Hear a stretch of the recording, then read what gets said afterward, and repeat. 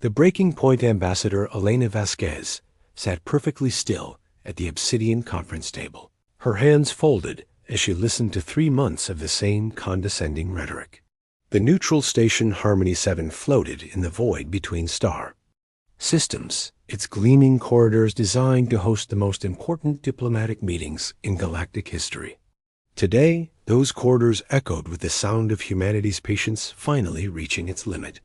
Across from Elena, Overlord Thexai of the Krillian Empire leaned back in his ceremonial armor, his 4 eyes gleaming with barely concealed amusement. The massive reptilian being had ruled star systems when humans were still discovering fire, and he never let anyone forget it.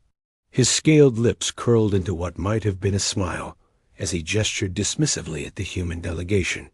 300 years, he said, his voice carrying the weight of absolute authority. 300 years since your species first crawled out of your gravity well and dared to call yourselves spacefaring.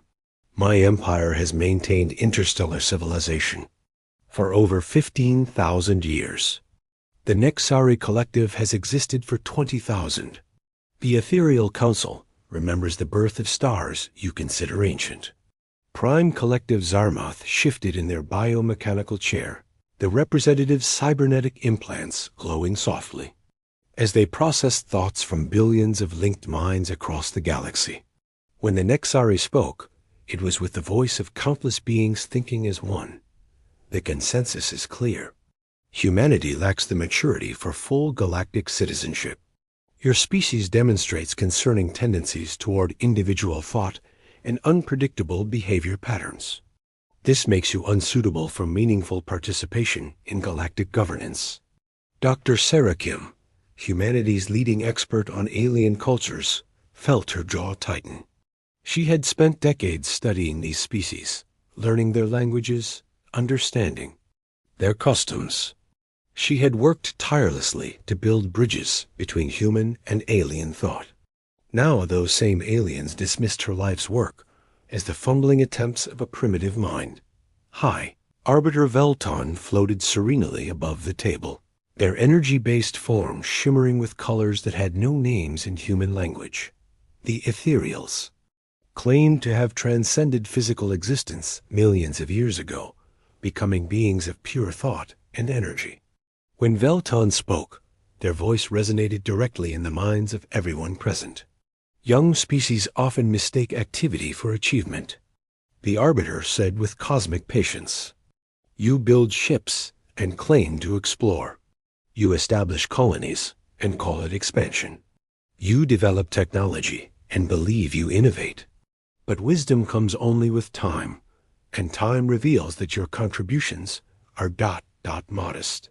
Commander Marcus Chun had remained silent throughout most of the negotiations, but Elena could see the tension in his shoulders.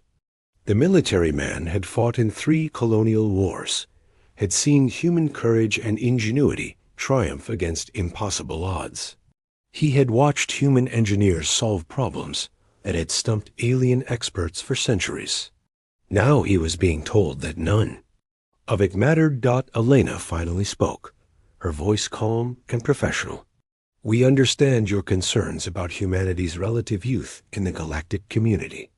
However, we believe our contributions over the past 3 centuries demonstrate our commitment to peaceful coexistence and mutual benefit. Human agricultural techniques have increased food production on 17 worlds. Our medical research has developed treatments for diseases that affected multiple species. Our engineering solutions have improved efficiency in dozens of critical infrastructure projects." Overlord Thexai's laugh was like grinding stone. "Solutions to problems you probably created in the first place. Young species are like children, playing with tools they don't understand. Sometimes they accidentally fix something they broke, and then they expect praise for their cleverness. The collective has analyzed human behavioral patterns," Zarmoth added. "Your species shows consistent patterns of overconfidence and unrealistic self-assessment. You believe your minor contributions grant you equal standing with civilizations that shape the galaxy before your son was born. High Arbiter Veltum's form pulsed with gentle condescension. This is why the Council has prepared a path forward that acknowledges both your enthusiasm and your limitations. We offer humanity junior associate status within the Galactic Confederation. Elena leaned forward slightly. And what exactly would that entail? Limited voting rights on matters directly affecting human space, Nexai explained. Full voting rights would require a probationary period of no less than 5,000 years, during which humanity would demonstrate genuine maturity and wisdom. Trade privileges would be restricted to designated sectors, Zarmoth continued. Human vessels would require escort when traveling through core galactic regions. Independent human exploration beyond your current borders would be suspended until your species develops proper judgment. And naturally, Velton added, humanity would contribute resources and knowledge to the greater galactic good. Your agricultural techniques, medical research, and engineering innovations would be freely shared with all member species. This would demonstrate your commitment to collective progress rather than selfish advancement. Dr. Kim spoke for the first time in hours. You're asking us to give up our autonomy, our right to self-determination, and our intellectual property in exchange for being treated like children for the next 5 millennia. You're asking us to be grateful for the privilege, Commander. Chon added, his voice carrying a dangerous edge. Overlord Dek's eyes flashed with irritation. Your alternative is to remain isolated on your few dozen worlds, cut off from galactic civilization. Do you truly believe humanity can thrive alone in the dark between stars? The collective calculates a 97.3% probability of human civilization stagnating without galactic guidance, Zarmoth said. Your species lacks the wisdom to guide its own development effectively. Elena looked at her colleagues. Dr. Kim's face showed years of frustration and disappointment. Commander Chun's expression was stone, but she could see the fire burning behind his eyes. These were some of humanity's best and brightest, people who had dedicated their lives to building bridges with alien civilizations. And they were being told that their efforts were worth nothing more than a pat on the head and a seat at the children's table. We need time to consider your offer, Elena said finally. High Arbiter Velton's form brightened. Of course. Wisdom cannot be rushed. You have 48 hours to provide your answer. 48 hours, Vexai repeated. After which the offer expires, and humanity returns to its previous status as an unrecognized species. The human delegation filed out of the conference room in silence. As they walked through the station's corridors, past alien beings who looked at them with mixtures of curiosity and dismissal, Elena felt something cold and hard forming in her chest. It wasn't anger, exactly. It was something far more dangerous. In their private quarters, the 3 humans sat around a small table that suddenly felt enormous. Dr. Kim was the first to speak. 30 years, she said quietly. 30 years I've spent learning their languages, studying their cultures, trying to understand their perspectives. I thought I was building a foundation for genuine cooperation. 3 colonial wars, Commander Chon said. 3 times I watched human soldiers die, protecting alien civilians who were caught in crossfire they didn't start. I thought we were proving ourselves as reliable allies. Elena activated a privacy shield around their table, ensuring no alien surveillance could penetrate their conversation. They don't see us as people, she said. They see us as pets. Clever pets, maybe, but pets nonetheless. The worst part is that they're not even trying to hide their contempt, Dr. Kim said. They genuinely believe they're being generous. Commander. Chun's hands were flat on the table, his knuckles white. 5,000 years of probation. 5,000 years of begging for scraps while they take everything we've built. Elena's communication device chimed softly. She glanced at it and saw a coded message from Earth Central Command. The message was brief, but its implications were staggering. "Contingency Protocol 7 has been activated," she said quietly. Doctor. Kim's eyes widened. "The silent exodus protocol?" "Elena, that's never been tested on this scale. Every human colony, every research station, every mining operation in the galaxy," Commander Chun said. "Complete withdrawal within 72 hours.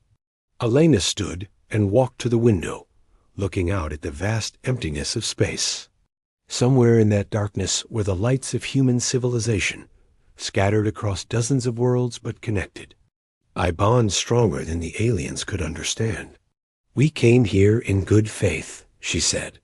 "We offered partnership, cooperation, mutual respect. They offered us servitude and called it generosity." She turned back to her colleagues. "Send the signal." Dr. Kim's fingers hesitated over her communication device. "Elena, once we do this, there's no going back. We'll be truly alone." "We've been alone this entire time," Elena replied. "We just didn't want to admit it."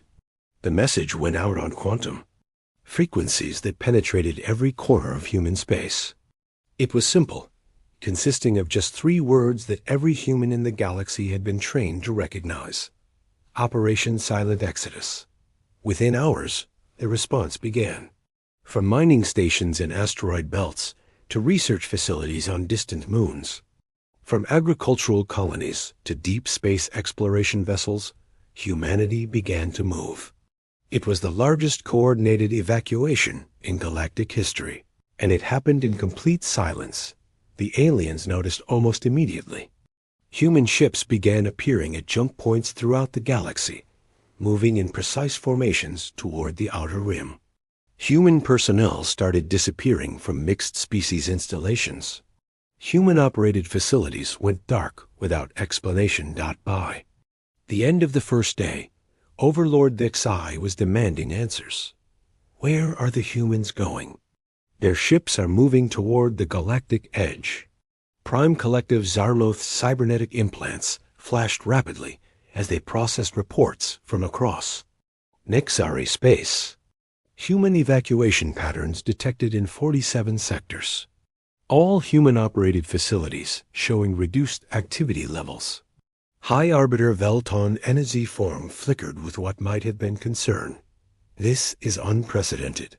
No species has ever chosen complete isolation over Galactic Confederation membership. The second day brought more disturbing news. Every human-operated agricultural facility in the galaxy had gone silent. Medical research stations were abandoned. Engineering installations were being systematically dismantled. Most troubling of all, the humans were taking everything with them. Every piece of technology, every research database, every agricultural seed sample, every medical formula they had developed. Elena stood in the evacuation transport's observation deck, watching as the last human ships departed from Harmony 7's docking bays. Behind them, alien diplomats were demanding explanations, making threats, offering last-minute concessions. But humanity had made its choice. "Transit time to Earth?" she asked the ship's captain. 6 days at maximum burn, Captain Williams replied. "The fleet's already moving. By the time we reach home, every human in the galaxy will be in Sol System or en route." Elena nodded. Through the viewport, she could see the lights of alien ships growing smaller in the distance. For the first time in 3 months, she felt something she had almost forgotten: hope. "Let's go home," she said. The galactic collapse 6 months after. The last human ship disappeared into the void beyond the galactic rim. Overlord Xi stood in his command center, watching his empire slowly fall apart. The massive displays that once showed the efficient flow of commerce and communication across Krillian space now flickered with warning signals and system failures. "Report," he commanded, his 4 eyes fixed on the tactical display showing shipping routes throughout his territory. Commander Zextal, his most trusted aide, approached with visible reluctance. "My lord, the situation continues to deteriorate. Shipping efficiency is down 60% across all major trade routes. The safe passage calculations that human Captain Torres provided for the Kepler corridor have proven ... incomplete. Incomplete how? 3. Merchant vessels have been destroyed by gravitational anomalies that weren't in the original survey data. It appears the humans were providing real-time updates to account for stellar drift and microgravitational fluctuations. Without those updates, our traditional navigation methods are proving inadequate. The Xai's claws scraped against the metal of his command throne. And the crystal mining operations? Production has ceased entirely in the Vega system. The quantum resonance equipment simply stopped working after the humans left. Our engineers have studied the manuals, but the calibration procedures require knowledge of dimensional frequency manipulation that we ... lack. In another part of the galaxy, Prime, Collective Zarmoth was experiencing their own crisis. The Nexari Collective's greatest strength was their ability to process vast amounts of information simultaneously through their linked consciousness. But even billions of minds working together couldn't solve problems they didn't understand. Collective analysis. Agricultural production declining across 14 worlds, Zarmoth announced to the Emergency Council. Human soil treatment methods are failing without proper implementation protocols. Explanation? Requested sub-collective Verhes. The formulas humans provided were correct but incomplete. They shared the chemical compositions, but not the environmental variables that determine application rates. Soil mineral content, bacterial populations, seasonal atmospheric changes all affect the treatment effectiveness. Without real-time adjustments, crops are failing. The numbers were staggering. 14 worlds that had fed billions of beings were experiencing crop failures. Food that had been abundant was becoming scarce. Prices were rising, and the collective's precise economic calculations were crumbling as supply chains disrupted. But the most severe crisis was unfolding in the territories, controlled by the Ethereal Council.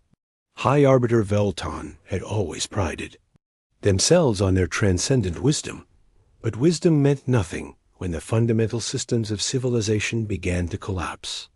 The plague on Altair Prime has spread to 7 systems, reported Arbiter Zenith, their energy form flickering with distress. Without the early warning networks that human Dr. Patel established, we detected the outbreak too late. Velton's form dimmed considerably. And the treatment protocols? The preliminary research exists, but the final synthesis requires biotechnology. Techniques that humans developed independently. Their medical knowledge was more advanced than we realized. The plague wasn't the only medical crisis. Across dozens of worlds, diseases that had been controlled for decades were resurging. The humans had quietly established monitoring stations, developed treatments, and created response protocols that prevented small outbreaks from becoming galactic catastrophes. With those systems gone, the galaxy was discovering how fragile their health infrastructure really was. The economic impact was becoming impossible to ignore. High Arbiter Mel Torn materialized in the council chamber with news that sent shockwaves through the ancient beings. Trade volumes have collapsed by 75% in the core systems. The efficiency algorithms that human engineer Sarah Mitchell developed for our commerce networks were more integral to our operations than anyone realized. Without them, transaction costs have increased exponentially, and many trade routes are no longer profitable. The truth was becoming clear across the galaxy. Humans hadn't just been participants in galactic civilization. They had been its invisible backbone. While alien species focused on grand politics and ancient rivalries, humans had quietly made themselves indispensable by solving practical problems that everyone else considered beneath their notice. Commander Gexmar of the Krillian fleet discovered this when his ships began experiencing power failures during routine patrols. The fusion reactor optimization protocols that human chief engineer Rodriguez implemented have begun failing. Our energy output is down 40%, and we can't determine why. The answer was painfully simple. Humans understood the practical engineering challenges of maintaining complex systems across different environmental conditions. They had developed adaptive protocols that adjusted for stellar radiation, gravitational stress, and component wear patterns. When those protocols stopped being updated and maintained, the carefully balanced systems began to break down. In the Nexari territories, the breakdown was even more dramatic. Their quantum communication networks, which had enabled instantaneous coordination across their collective consciousness, were experiencing cascading failures. The human modifications to our quantum entanglement arrays were more sophisticated than we understood, Subcollective Craven reported. They didn't just improve efficiency by 300%. They introduced stability protocols that prevented quantum decoherence in high radiation environments. Without those protocols, our communication network is fragmenting. For a species that existed as a shared consciousness, the loss of instantaneous communication was devastating. Parts of the collective were becoming isolated, forced to make decisions independently for the first time in millennia. The desperation reached its peak when the three major powers attempted to contact humanity directly.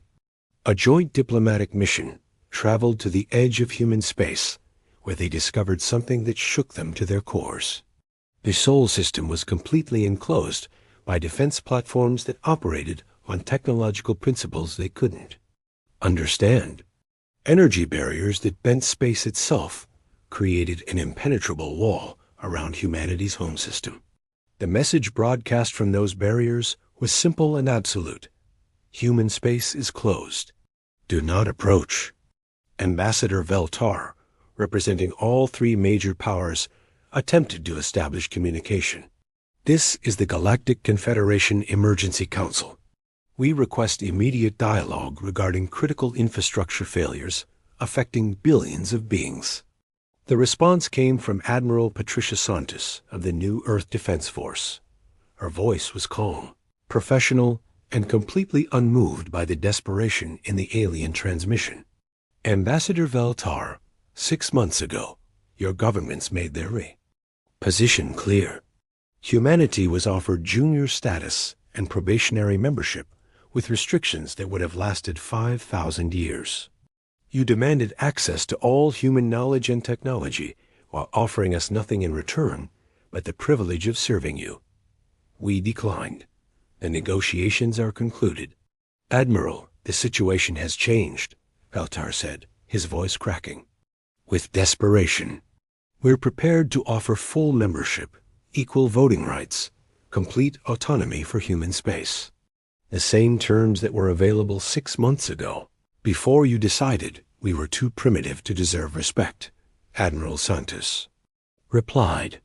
Those terms expired when you chose to treat us as children seeking your approval. People are dying, Veltar said. Medical systems are failing. Food production is collapsing. Entire star systems are becoming uninhabitable. There was a long pause before Admiral Santos spoke again. That is unfortunate. However, these are problems that civilizations with 15,000 years of experience should be able to solve without the help of primitives, who have only been in space for 300 years. The communication ended, leaving the alien diplomats staring at defense barriers that represented technology decades beyond anything they possessed.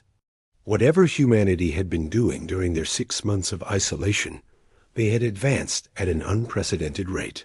The reports that filtered back from deep space reconnaissance painted an even more disturbing picture. Human space wasn't just defended, it was transformed. Massive construction projects surrounded every planet in the Sol system.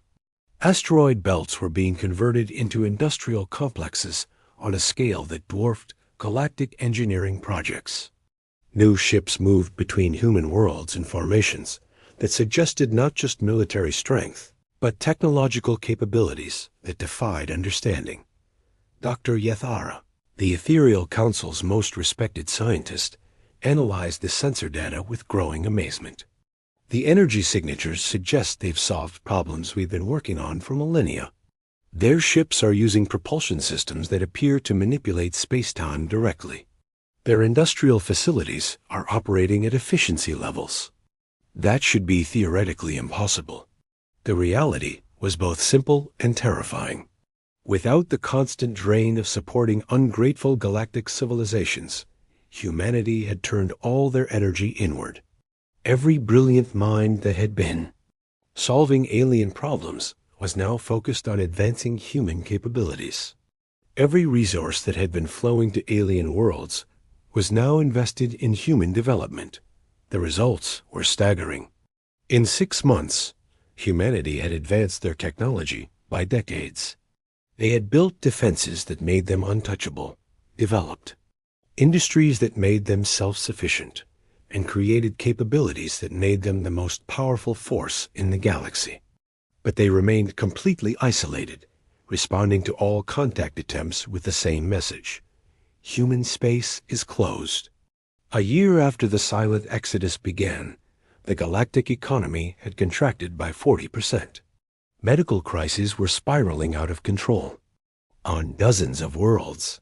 Food shortages were creating political instability throughout the core systems. Trade routes that had operated efficiently for millennia were becoming unprofitable. The three major powers found themselves facing a choice that would have been unthinkable just months earlier: humble themselves before the species they had dismissed as primitive children, or watch their civilizations slowly collapse. In his private chambers, Overlord Dexii stared at reports that showed his empire teetering on the edge of chaos. Food riots on 6 worlds. Plague spreading unchecked through 3 star systems. Military vessels stranded without reliable power. Systems, all because his people had been too proud to recognize the value of human partnership. "My lord," Commander Zextal said quietly, "the Emergency Council is requesting your authorization to formally apologize to humanity and request their return to galactic affairs." Vexi's laugh was bitter and hollow. "Apologize to the species we told weren't worthy of equal treatment. Request their help with problems they were quietly solving for decades, while we took credit for galactic stability." He activated his communication array and stared at the display showing human space, sealed behind barriers that might as well have been walls of solid neutronium. "Send a message," he said finally. "Tell them we were wrong. Tell them we need them. Tell them that the galaxy is falling apart without them." The message was sent, along with similar transmissions from the Nexari Collective and the Ethereal Council. All 3 major powers, civilizations that had existed for millennia, formally acknowledging that they needed the help of a species they had considered primitive just 1 year earlier. The response from humanity was swift and absolute. Message received and noted. Human space remains closed. Deep in the Sol system, Admiral Santos looked at the formal apologies and requests for aid with something that might have been amusement. Around her, the greatest industrial and technological expansion in human history continued at an unprecedented pace. "Admiral," asked her aide, "should we consider their request?" Santos looked out at the construction yards where ships were being built that would make humanity masters of their own destiny. "Commander, they had their chance to treat us as equals. They chose to offer us servitude and call it generosity. Now they can live with the consequences of that choice." Humanity had learned a valuable lesson from their encounter with galactic civilization. Sometimes the most powerful thing you can do is simply walk away. The galaxy was finally understanding that lesson too, but for them, it might already be too late. Asterisk.